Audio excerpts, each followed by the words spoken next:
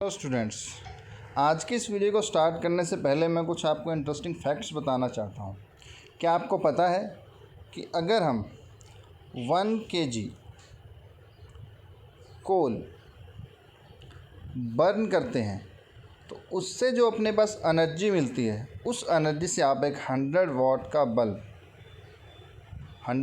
Bulb 8 hours तक चला सकते हो।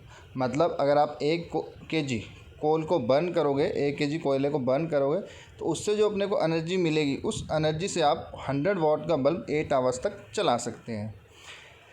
दूसरी तरफ अगर हम इसे कंपेयर करते हैं यूरेनियम से, अगर आप 1 kg यूरेनियम लेते हो तो इस 1 kg यूरेनियम के न्यूक्लियर फ्यूजन से जो एनर्जी प्रोड्यूस होगी, उस एनर्जी से आप सेम 100 वाट का बल्ब जला सकते हो 3 × 10⁻⁴ ईयर्स तक। मतलब लगभग 30,000 साल तक आप उस बल्ब को जला सकते हो 1 kg यूरेनियम के न्यूक्लियर फ्यूजन से प्रोड्यूस हुई एनर्जी से। तो आप यहाँ पे देख सकते हैं कि जो हमारे पास फ्यूज़न रिएक्शन है, न्यूक्लियर फ्यूज़न रिएक्शन है, यहाँ पे जो हमारे पास एनर्जी प्रोड्यूस होती है, इतनी लार्ज अमाउंट में एनर्जी प्रोड्यूस होती है कि ये जो हमारे पास नॉर्मल फ्यूल आप बर्न करते हो, इनसे 10⁻⁶ टाइम्स तक ज़्यादा हो सकती है। लेकिन अब यहाँ पे प्रॉब्लम क्या आती है? तो प्रॉब्लम भी कुछ हमारे पास होनी चाहिए। अगर कहीं पे अपने को इतनी ज़्यादा एनर्जी मिल रही है तो आप ये बात सोच सकते हैं कि इतनी ज़्यादा एनर्जी मिल रही है फिर भी हमारे कंट्री में एनर्जी क्राइसिस चल रहे हैं। क्यों चल रहे हैं? एनर्जी की कमी क्यों नहीं पूरी हो पा रही है? तो उसके रीजंस आज हम इस वीडियो के अंदर डिस्कस करेंगे। तो चलिए स्टार्ट करते हैं। Uranium has 2 isotopes. यूरेनियम जो कि एक हमारे पास न्यूक्लियर फ्यूल है, इसके 2 आइसोटॉप्स हैं, U-235 एंड U-238। अब इन 2 आइसोटॉप्स में से जो आइसोटॉप्स 238 है, ये न्यूक्लियर फ्यूज़न नहीं कर सकता है, ये स्लो मूविंग न्यूट्रॉन्स को अब्जॉर्व नहीं कर सकता है, तो ये हमारे काम का नहीं है। अब दूसरा जो आइसोटॉप बचा U-235, ये कैपेबल है न्यूक्लियर फ्यूज़न करवाने में। लेकिन अगर इनकी हम नेचर के अंदर प्रेजेंस की बात करें तो जो हमारे पास U-238 यूरेनियम है, ये नेचर के अंदर 99.3%। और अगर हम यूरेनियम 235 की बात करें, ये है हमारे पास 0.7%। तो पहली प्रॉब्लम तो यहीं पे क्रिएट हो जाती है कि जो यूरेनियम अपने को इतनी एनर्जी दे सकता है, वो नेचर के अंदर है ही बहुत कम, इतना कम कि उससे हम एनर्जी इतनी लार्ज अमाउंट में प्रोड्यूस नहीं कर पा रहे हैं। तो चलिए, हमारे पास पहली बात कि यूरेनियम के 2 आइसोटॉप हैं which are present 99.3 and 0.7% in nature. U-238 can not undergo fusion with slow moving neutrons. तो U-238 फ्यूज़न नहीं कर सकता है, while U-235 undergo fusion due to slow moving neutrons, but in nature their quantity is very less. तो इनकी quantity बहुत कम है। तो अब हम ऐसा कह सकते हैं, कुछ आर्टिफिशियल मेथड्स भी हैं जिनसे आप इस यूरेनियम को थोड़ा सा इंक्रीज़ कर सकते हो, इसकी परसेंटेज आर्टिफिशियली यूरेनियम बना के। तो the quantity of U-235 is increased by 3% bye artificial methods. और जब इन आर्टिफिशियल मेथड से आप जो यूरेनियम बनाते हो, उसको हम कहते हैं enriched uranium. Such obtained uranium is called enriched uranium. चलिए, ये तो एक बात हो गई कि यूरेनियम हमारे पास नेचर के अंदर ही कम है। अब इसके अलावा और भी बहुत सारी प्रॉब्लम्स आती हैं जब आप इस यूरेनियम से एनर्जी निकालते हो, है ना, आप इसका फ्यूज़न करवाते हो, तो उस टाइम भी बहुत सारी प्रॉब्लम्स आती हैं। तो चलिए इन प्रॉब्लम्स को डिस्कस करते हैं, जिसमें हमारे पास जो फर्स्ट प्रॉब्लम आती है, leakage of neutrons from the system. तो यहाँ पे हम कह सकते हैं कि अब आप न्यूक्लियर फ्यूज़न करवाओगे तो किसी चैम्बर के अंदर करवाओगे। अब यूरेनियम ठीक है, फ्यूल है, ये न्यूट्रॉन्स को अब्जॉर्व कर लेता है, लेकिन जिस चैम्बर के अंदर आपने ये न्यूक्लियर फ्यूज़न करवा रहे हो, तो वो जो चैम्बर का मटेरियल है, कई बारी वो भी कुछ न्यूट्रॉन्स को अब्जॉर्व कर लेता है, जो कि कह सकते हैं वेस्ट चले जाते हैं। जिसकी वजह से न्यूक्लियर जो फिज़न रिएक्शन है ये कंटिन्यू नहीं हो पाता है। तो ये भी एक प्रॉब्लम है, leakage of neutrons from the system. इसके अलावा मास, एक पर्टिकुलर मास हमारे पास साइज़ का जो है न्यूक्लियस होना चाहिए, वही फिज़न करवाने में कैपेबल होता है। उससे कम मास या ज़्यादा मास का अगर हमारे पास यूरेनियम है तो उससे भी हम फिज़न नहीं करवा सकते। तो कई तरीके की प्रॉब्लम्स हैं। चलिए स्टार्ट करते हैं। तो loss of neutron from the substance is a surface phenomena.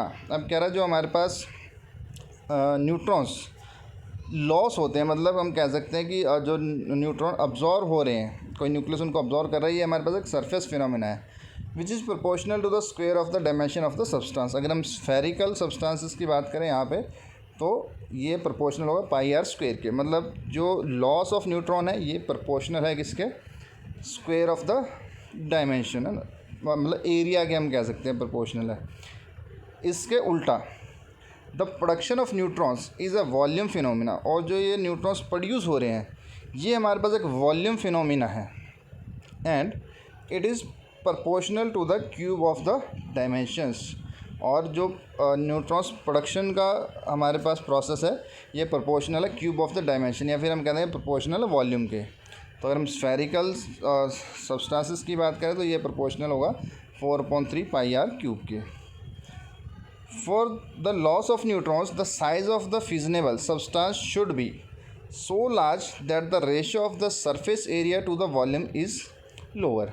तो कह रहा है यहाँ पे अगर न्यूक्लियर फिजन रिएक्शन करवाना है तो उसके लिए क्या रिक्वायरमेंट है कि हमारे पास जो साइज़ है सब्सटेंस का जिसका भी आप फिजन करवाना चाहते हो वो इतना लार्ज होना चाहिए कि जो रेशो है सरफेस एरिया टू वॉल्यूम का रेशो है ये कम आए। तो अगर हम स्फेरिकल सब्सटेंसेस की बात करें तो ये रेशो अपने पास आना चाहिए 3/4।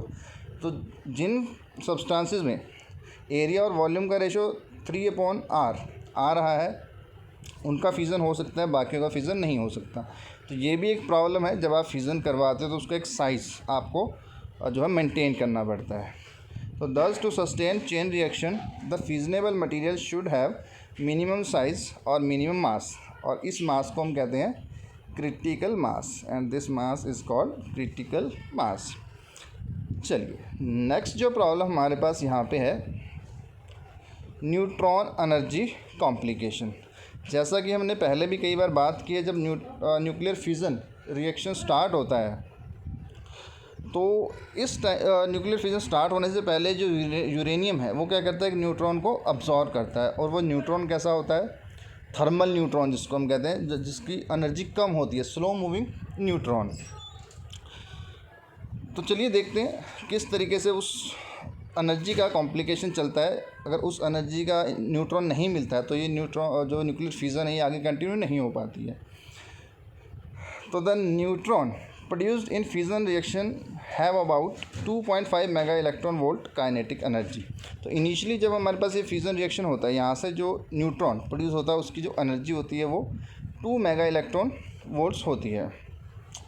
Although the fission happens with slow moving neutrons, लेकिन जो फिजन है ये सिर्फ स्लो मूविंग न्यूट्रॉन्स ही होता है, मतलब इस एनर्जी को अपने को क्या करना पड़ेगा, कम करना पड़ेगा।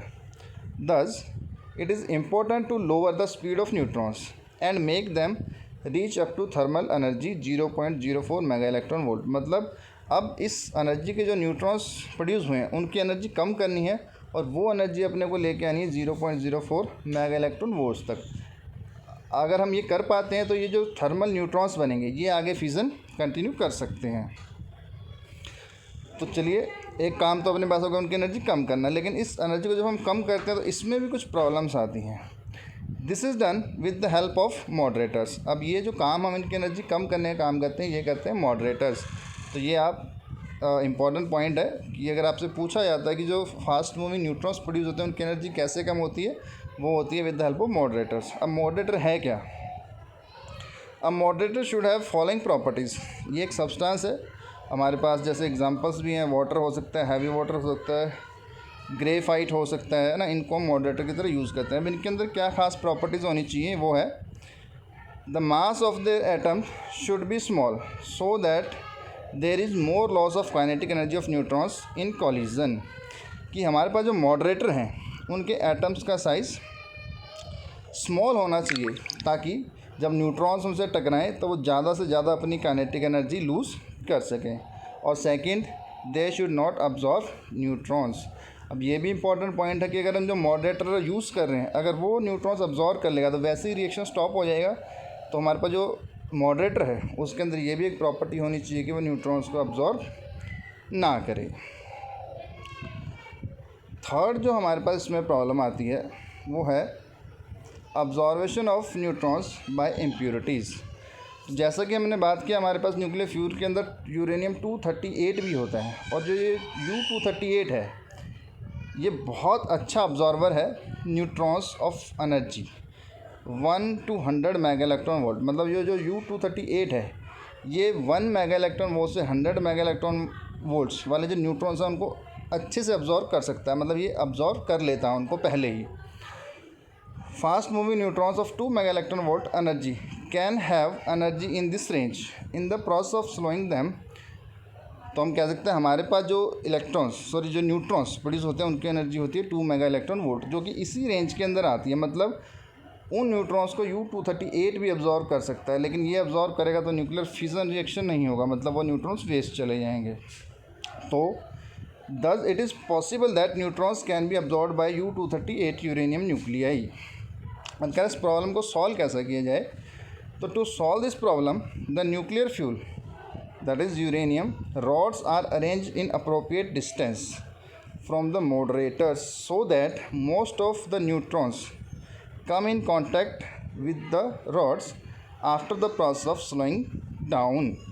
अब इसका सॉल्यूशन क्या निकाला कि जो हमारे पास फ्यूल रॉड्स हैं उनको हम थोड़े थोड़े डिस्टेंस पे रखें, एक अप्रोप्रिएट डिस्टेंस के ऊपर रखें। और ये डिस्टेंस हम किस तरीके से मेंटेन करें? ऐसा मेंटेन करें कि बीच में हमारे पास जो मटेरियल होगा यहाँ पे होगे मॉडरेटर फिल होगा। अब मॉडरेटर का काम क्या है? न्यूट्रॉन को स्लो डाउन करना।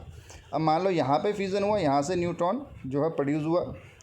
अब हम इनका डिस्टेंस ये कुछ ऐसा मेंटेन करते हैं कि वो न्यूट्रॉन यहाँ से प्रोड्यूस होने के बाद जब सेकेंड रॉड तक पहुँचे तो इस ये वाला जो मॉडरेटर हमने फिल कर रखा है उस न्यूट्रॉन की जो एनर्जी है वो इतनी कम कर दे कि वो थर्मल एनर्जी के पास पहुंच जाए, 0.04 मेगा इलेक्ट्रॉन वोल्ट के पास पहुंच जाए। और यहाँ पहुंचते ही वो सीधा सिर्फ U-235 है ना, ये वाला यूरेनियम उसको अब्जॉर्व कर पाए और जो इम्प्योरिटी है U-238 वो उसको अब्जॉर्व ना करे। तो चलिए इस वीडियो में इतना ही, मिलते हैं नेक्स्ट वीडियो में। Thank you.